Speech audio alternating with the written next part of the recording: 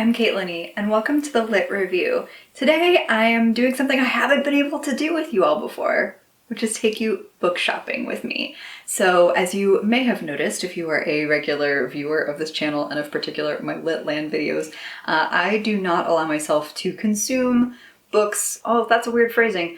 I do consume a frick ton of books. That's why I have a booktube channel. So I don't allow myself to buy books outside of my bookish subscription boxes.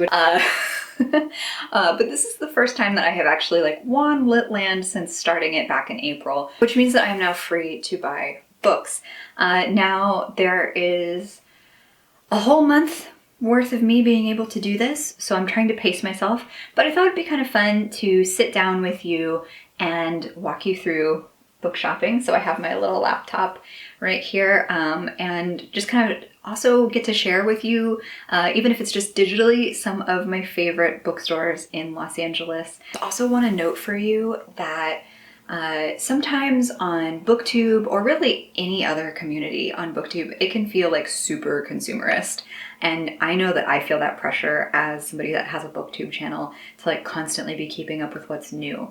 And so I really want to share that while I am buying a lot of books this month, it's because I haven't been buying books for 4.5 months. So it is me kind of buying books off of a list that I've been building for all that time. I've also been saving up for all that time. I do not recommend that the average person go on a rabid buying binge like I'm about to. So some caveats, you shouldn't feel like you have to buy books to be relevant in this community. You can and should use your library. I'm certainly not going to stop using my library. And one thing that Litland has happily taught me is that I really enjoy reading the books I own. And so one of my new goals as I get through this is I've already come to accept. At the beginning of Litland, I told you I had way too many books in my TBR. That's always going to be true. I don't ever think I'm going to be one of those people that gets their TBR down to 10. Ain't happening. So I am probably always going to have more than I need. What's important for me, as I've come to learn, is reading what I have and giving myself these lulls of not buying and then letting myself go a little out there. It's actually been a really validating system for me. So I'll continue to talk about that during wrap-ups and book hauls and things like that, but this is a learning journey for me and who I am as a reader, a book buyer, a community member. So there's that. But you know what? Let's get into it. And if any of the bookstores that I want to support don't have some of the titles I'm interested in, I am planning on going to bookshop.org so that I can still kind of support those specific bookshops, even if I cannot directly buy what I'm looking for from those folks today. So that is my goal. It is to really highlight and target the smaller businesses. Again, I've given up on trying to shame myself about how many books I buy or own. It's not worth it. Life's too short. Here we are. But so I'm going to try to use these as kind of my guiding light and then also just enjoy the browse. Half the fun of doing something like this is browsing. I got my little laptop stickers. My goal for some of these smaller ones is just to do maybe 1 or 2 books, just enough to show support, to get business flowing for them. I'm really trying to distribute this a little bit, and also I'm trying to prioritize better browsing experiences too. I'm not going to mess with screen recording. The first store I am going to look at is Diesel bookstore. It has a couple of different locations, and you can pick which location you would like to support. So one of the ways that they've tried to combat the feeling of missing your browsing is that they've taken pictures of their table. So they still have staff that are fulfilling orders in shop in a socially distanced and safe way, and every month they update their tables there. So they've taken pictures of their shelves so that you can kind of pretend that you're browsing in store. So I will do a little screen grab and show you what that looks like here. You can also search their site, which is nice. So it looks like a lot of their current bestsellers are pretty diverse. And yeah, I'm just looking at their bestsellers right now, trying to get a little inspired. I think I mentioned in my TBR, my August TBR video, that I am going to be reading How to Be an Anti-Racist by Ibram X. Kendi. And I think I might just go ahead and buy that. I also really try as much as I can not to buy hardbacks. I don't know how you all feel about this, but like I get so many hardbacks from my book boxes and they're really cool and I enjoy them, but like they take up so much space and I just like reading a paperback better as an experience. So I'm gonna try to find paperbacks whenever I can. Some of these newer publications, that's not gonna be an option for me and I would still like to purchase and support those authors. So I've already given up on that, I guess. But when possible, I'm going to privilege buying paperbacks. I don't like, maybe this is just me, but I will even wait on a book that I'm super excited about for up to a year sometimes for them to release it in paperback because I just prefer it. But let's see. Oh, I wonder if they have Library of the Unwritten, because that one is making the rounds on BookTube and book communities, and I am super curious. Yes. Okay, cool. And it's a paperback. God bless. Okay. So I'm gonna get the Library of the Unwritten by A.J. Hackwith. I'm gonna get How to Be an Anti-Racist by Ibram X. Kendi, and then maybe a third. I feel like three to me is always gonna be like a magic special number, so like I'm gonna continue being weird about that. Let's see. What do I want? What do I want? What do I want? Then on my list is If We Were Villains by Emil Rio. Do you have a pretty copy of that? Okay, I really like the hardcover. This is my problem, aesthetics. I really like the hardcover cover, but I don't like the paperback one that this bookstore is carrying. Ooh. Okay, so I think we're gonna skip that and maybe see if I can find a better cover on a different website. The little optimizations that you do. And normally if I were book shopping like on my own time over the course of a month, I would go to each of these physical locations and scout and buy as I go. But again, the COVID of it all, you know, trying to be socially distanced is a trip. Let's see, another one I am interested in is Night Film by Marisha Pessel. So let's see if they have that. Oh, yep, they do, and they have it in paperback. Add that to the cart. Woohoo! Oh man, the How to Be Anti-Racist is definitely out in hardcover right now. Dang. I really do want that book, but I also, again, would prefer a paperback reading experience because I tend to like really get in it with my nonfiction, and I think that that's just not possible right now. You know what? Let me see. What else I'm going to do is pull up Book Depository and see what they have, because sometimes Book Depository releases paperbacks earlier. And that's sometimes worth it for me, even though I know they're like owned by Amazon. It's the whole thing. And then I'm also going to pull up my Amazon wish list so I don't accidentally like buy anything that I have left on my Amazon wish list, and so I don't make that weird. I will also, with my Amazon wish list, basically I'm going to keep it open all month long, and then whatever doesn't get purchased, or at least some subset of what doesn't get purchased, I will try to prioritize that during my next book buying experience, whenever that may be. So I'm going to try to keep myself in check here and not buy things that are on that wish list, because that's very counterintuitive. Okay, let's check Book Depository. They do have a paperback. Okay, thank you. But it's not coming out until April of 2021. Oh no. No, friends. Okay. Oh, okay. There's a pre-order on Book Depository of How to Be Anti-Racist in paperback that is releasing August 25th of this year. So I think I'm gonna do that through Book Depository. Let me find a different one to order from Diesel. You know what? 2 books from this bookstore is probably good. It's a good start.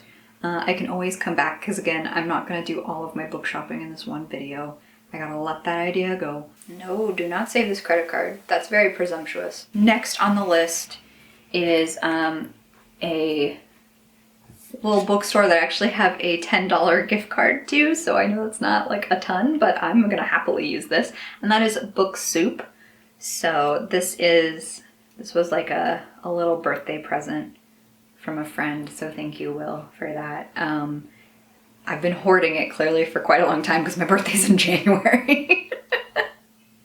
But you know, hey, so let me do this. This is also one where they have some tabs of like staff recommendations or like popular books. They have some signed books that you can do. So their website's like a little more kind of browsy, but not by much. Like it's not obviously the same as going to a regular bookstore.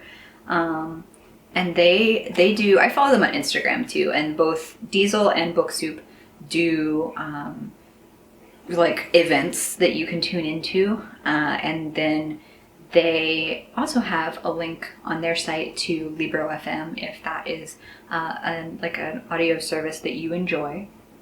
You can link to them. Let's try The Psychology of Time Travel.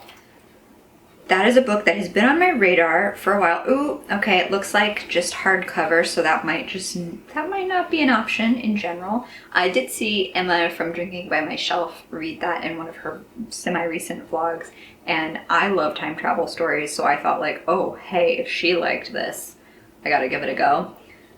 So let's see if they have a copy of If We Were Villains. Okay, it turns out I just don't like the hard copy, or the paperback copy. Like, this is sometimes the problem, in my humble opinion, with hardbacks, is I think there's some like really gorgeous cover design that gets done on these stunning hardbacks. And like, that's mostly the draw. Like when I get sucked into actually purchasing a hardback on my own, it's because the cover's so stinking good. But like, why not just, why do a whole separate cover? Like if the cover's that good, just give it to me in paperback form. Jerks. Ooh, now here's one that I have cover choices on, and I do love me a cover choice. So the book in question is Song of Blood and Stone by L. Penelope. And there are two different covers. I will try to find them both and put them here. By the time I've made this decision, you will not be able to shout at me and tell me which one you like better. But I'm gonna look at them both and make a choice. This is a fantasy book that I have I've had this recommended to me recently, and I intend to do a full other video on those particular recommendations. But I'm really interested in, you know, the covers, both the covers I'm looking at are really, really pretty. And you know, I'm a sucker, I've already established that. Wow, okay. I think I'm gonna go with the more blue-toned one because it just looks more like an epic fantasy. You know, there's like the horses riding into battle and the main, who I presume is the main character, like staring off into space. Ooh, also this one says it's the special Earth Singer edition because this is book 1 in the Earth Singer Chronicles. So we're gonna add this to cart. Ooh, hello. The other one I'm really interested in checking out is the subtweet by Vivek Sharaya. I haven't looked at how to say names properly, so that's just my best guess. I will figure that out. But it looks like a really cool, more contemporary one, and they have it in paperback, and the cover is quite pretty, so I'm gonna grab it. So from Book Soup, I will be buying Song of Blood and Stone, which is book 1 in the Earthsinger Chronicles, and then I will be also buying the Subtweet, which is a more like contemporary fiction. And so I think we're gonna check out, and then where'd my gift card go? I'm gonna do my little gift card. Next, I would like to give some love to Skylight Books, which is another cute little indie store in LA. Oh, they have a virtual bookshelf on their website. It's super cute. Okay, so they have a new release section. They have online bestsellers, which again, the selection looks really good. Okay, so I'm really interested in reading The Body Is Not an Apology, The Power of Radical Self-Love by Sonia Renee Taylor, and they have that in stock, or it's not in stock, but it's available to order, so I might go for that.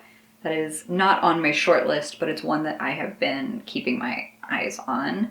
Oh, okay, there's this book. Let me see if they have it. It's called The White Coat Diaries by Maddie Sinha. Again, I'm not sure if I'm saying that right, but oh, it's on pre-order. Oh, it doesn't come out until September. Should I do it? Should I not? Oh my gosh. I actually do. I want to read that book. I think we're gonna add it to the cart. and it'll be a nice surprise for me when I get it in September. You know what? Again, I feel like 2 books is kind of my average for some of these little small stores, and I'm okay with that. So one of these is going to be a pre-order that I won't technically get until September, but you know what? That's totally fine. It is still supporting both the author and this awesome small bookstore. I may still circle back to them as I continue on my book buying ways for this month, but I think for now, that's more than enough. Okay, we're back. I just took a break for like an hour or so to let my camera battery recharge and the camera itself cool down because I've been browsing with you for a while, even though I am trying to pare this down quickly. But the last LA bookstore that I would like to browse with you is called The Last Bookstore, and it is this awesome multi-level bookstore in downtown LA that I really love. They also do a mix of new and used, although as I'm looking at it, it looks like a lot of their stuff here on their website is of the newer variety, but again, highly recommend the next time it's safe and sound to go in person, highly recommend that as an experience. I also, of all those bookstores that we've looked at together today, I think The Last Bookstore has like the most browsable features on their website, so that is like kind of scratching that itch of wanting to just participate. So let's see what we can find. Just going through all of this. They have a comics and graphic novels section. I haven't really looked at any of those while I've been here. Oh my gosh, if you were a BTS fan, they have a BTS coloring book for stress relief. So I will not be purchasing this at this time, but like, you know, for all my BTS fans out there, you might consider it. Oh my gosh, so much Calvin and Hobbes. I love Calvin and Hobbes. Most of the time when I'm browsing, I kind of just go through the first page or two, just because I'm browsing. I'm not like trying to do a deep dive. And if I am, then that's what the list is for.